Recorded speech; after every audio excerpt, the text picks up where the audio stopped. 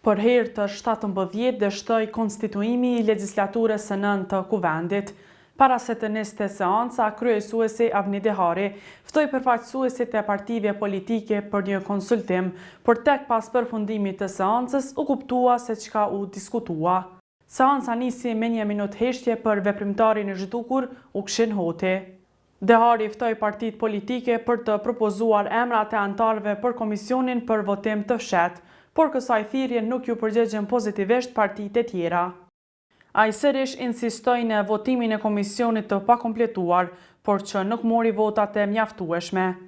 53 deputet kanë dhënë votën për, 1 ka qenë kundër, abstenim nuk ka. Atëherë shihemi më 19 në orën 10:30. Pas dështimit të seancës u mësua se çka u kërkoi Dehari përfaqësuesve të Partisë Demokratike, Lidhjes Demokratike, Aleancës dhe Listës Serbe. Patën një kërkesë që në mënyrë të organizuar ta shkelim rregullor.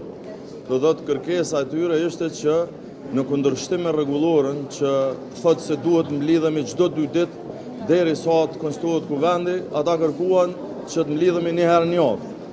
Këto janë 2 probleme. E para është krejtësisht e papranueshme. Mungesën e institucioneve të kuvendit dhe të qeverisë e kanë reduktuar në problem të mbledhjes çdo 48 orë të deputetëve. Vetëm kjo është problemi i tyre, domethënë që për ne është problem të vim çdo 48 orë.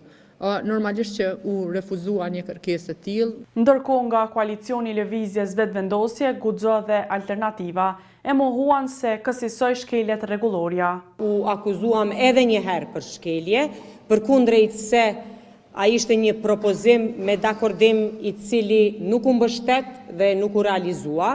Rrjedhimisht nuk ka asgjë që mund të quhet ose të deklarohet si shkelje, përveç se një përpjekje për të kthy paksa në një orar tjetër këto takime.